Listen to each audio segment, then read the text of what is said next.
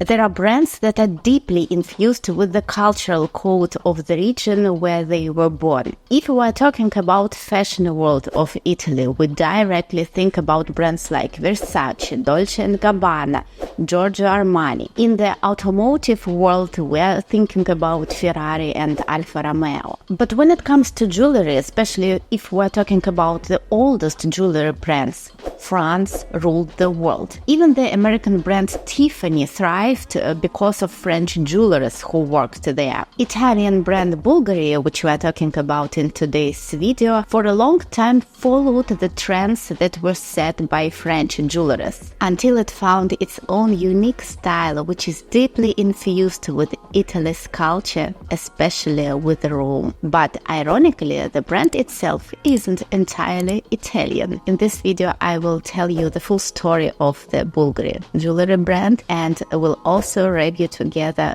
its most iconic collections. Let's begin.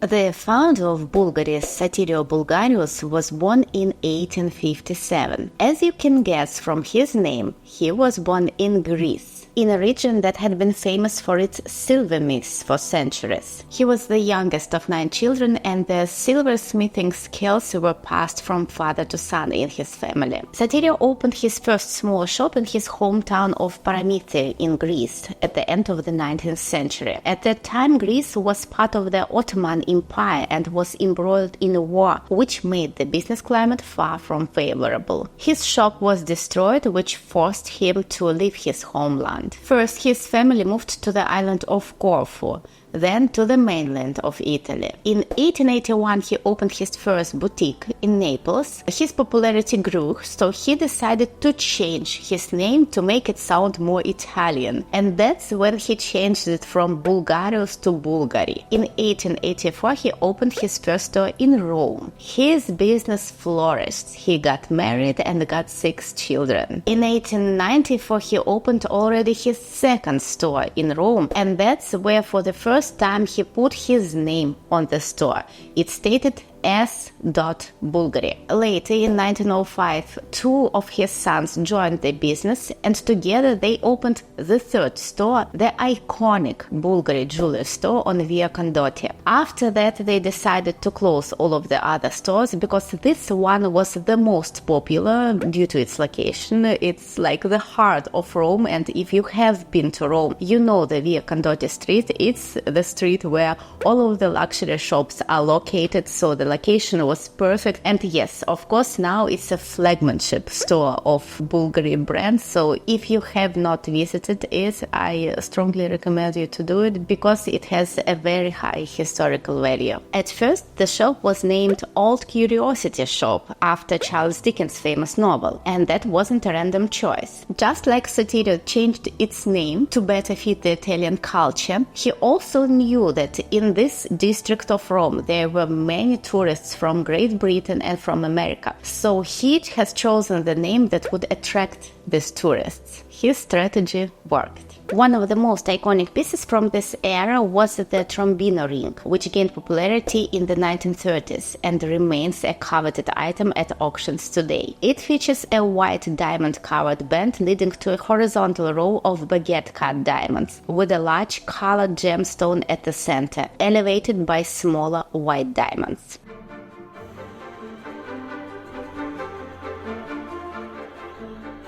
In 1932, Sotirios Bulgari died, and the control of the company was passed to his 2 sons. Constantino and Giorgio Bulgari launched a new era for the brand. They immediately understood that to become really successful, you should not just follow the trends which were set by the French jewelry industry. You should find your own unique, distinctive style. Their first move was rebranding. They changed the Bulgari name, and instead of the letter U, they put the letter V because in Latin it is pronounced as U. That's how the now iconic Bulgari logo was born. The next step was redesigning the store's interior, incorporating beige and pink marble as well as oak. To this day, white and pink marble is a signature element of Bulgari boutiques. Then came World War II. It was, of course, a very difficult period for every company, and each jewelry brand had found its own way to navigate it. For example, for Tiffany, that was not much big of a problem because in America it was easy during this time. Cartier focused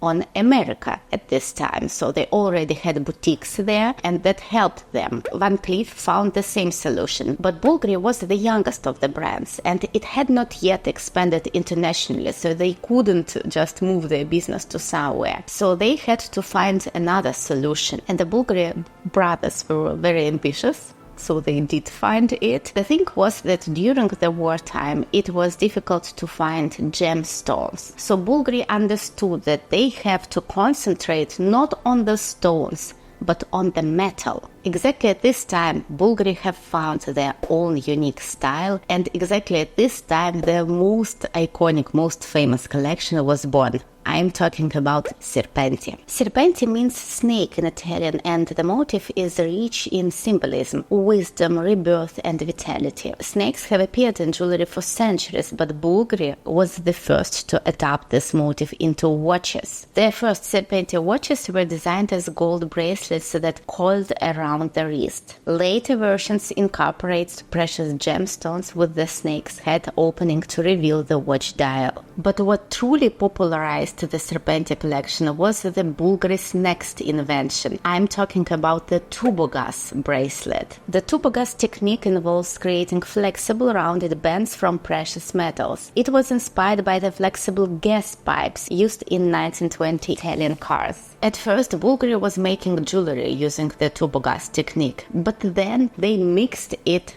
with the Serpenti watch, so they incorporated tubogas bracelet to the Serpenti watch, creating their most iconic watch model for now. Today, the Serpenti line is Bulgari's flagship collection. It has expanded beyond watches to include bracelets, rings, and other jewelry. I am personally a fan of Bulgari's Serpenti collection, and in my opinion, if we're talking about the watches, I think that's where you should go full in. So I personally adore the versions which are covered with diamonds. I mean, it is an evening watch, but it's very beautiful. But if we're talking about rings, in my opinion, for my taste, the versions without gemstones look very minimalistic, look very stylish, and I prefer these versions and not the one which are fully covered with the white diamonds. And what do you think about Bulgari Serpenti collections? Maybe you own some of its pieces. Please share your opinion in the comments. And since the snake motif has become so deeply associated with Bulgari, they expanded it into bags. If you didn't know, Bulgari has also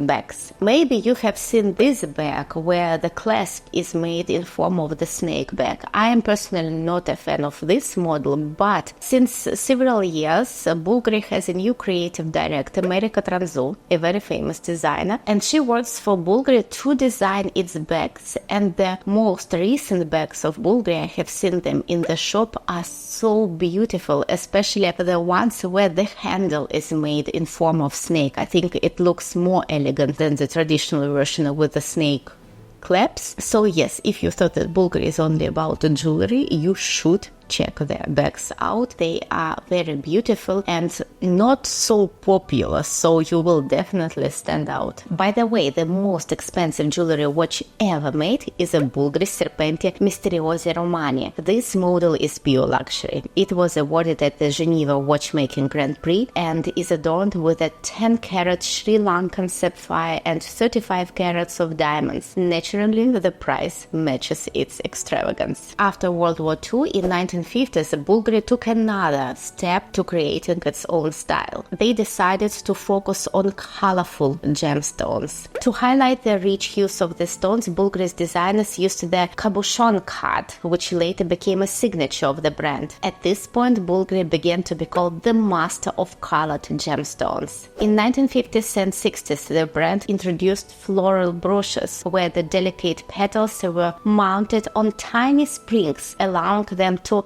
quiver with every movement. Their unconventional choices in gemstones, unique cuts, and asymmetrical yet compact designs helped Bulgari create its own unmistakable style. Today, Bulgari continues to this floral theme in its Fioreva collection. It comes from the Italian words fiora, flower, and forever, eternal. And even more distinctive innovation came from Satirios Bulgari grandson, Nicola Bulgari. He was a passionate numismatism, so he collected ancient Roman coins featuring portraits of various emperors. Inspired by his collection, Nicola decided to make these coins the centerpiece of a new jewelry line. This is how the Manette collection was born. The idea of incorporating authentic ancient coins into jewelry was completely revolutionary at the time, and the finished pieces stunned collectors with their beauty and originality. This collection still exists today, though it is not as widely recognized as Bulgari's other lines. Nevertheless, it remains one of the most unique concepts in luxury jewelry.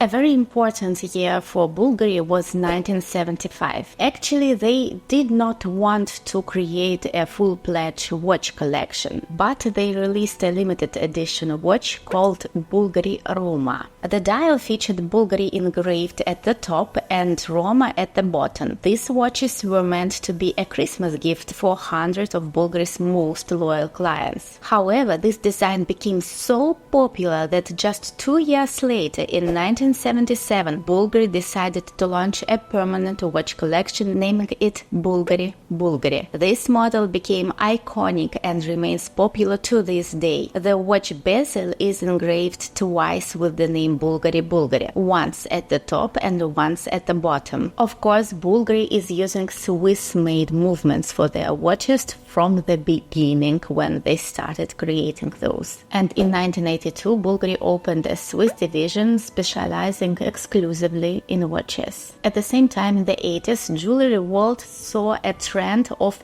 democratizing jewelry. Same was for watches, and of course, jewelry brands had to react to this trend. That's when Cartier released its Love collection. That's when Van Cleef released its Alhambra collection, which are now the most iconic collections of the brand. And Bulgari's answer to this new trend of democratizing jewelry was their Parentesi collection. It's a line of more accessible everyday jewelry designed to be worn both day and night. This collection was also modular, making the pieces easier to assemble. Interestingly, the inspiration for Parentesi came from Rome's architectural elements, particularly the stone joints used to connect the city's pavement blocks. These pieces were bold, statement-making, yet highly wearable. Parentesi became one of the most frequently copied jewelry designs of its time.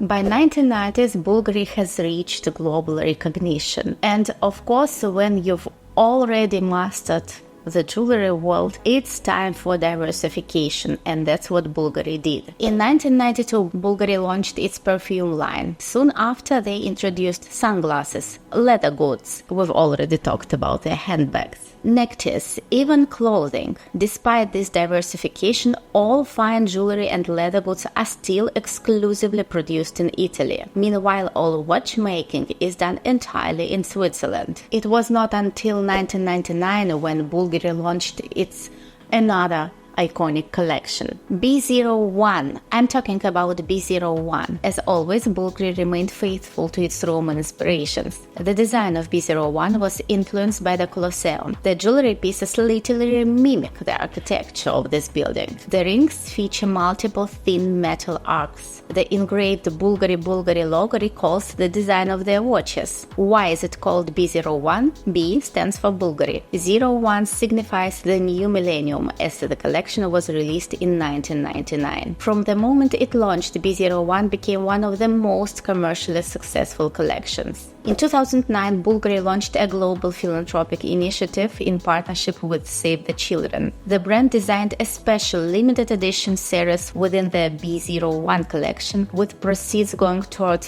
children's aid programs. For every piece sold, $100 is donated to the Save the Children Fund. In just the first year, Bulgari raised over $80 million for the charity. This collection remains available in Bulgari boutiques today, so if you visit one of their stores, keep an eye out for B01 pieces featuring the Save the Children logo. In 2001, Bulgari made one more step towards diversification. Actually, they did something none of their competitors have done before. The brand partnered with Marriott International to create a chain of luxury hotels under the Bulgari name. The first Bulgari hotel opened in Milan, followed by others in Rome, Bali, and beyond. Bulgari hotels are synonymous with pure luxury. Over the next decade, they expanded into Europe, Dubai, Tokyo, Shanghai, and more. Naturally, with the launch of its hotel business, Bulgari also introduced its own exclusive line of cosmetics. However, these beauty products are not available for retail purchase. They are provided exclusively in Bulgari hotels. Additionally, Bulgari has an ongoing partnership with Emirates Airlines, designing premium amenity kits for business and first-class passengers. Despite its various transformations, even despite the fact that the group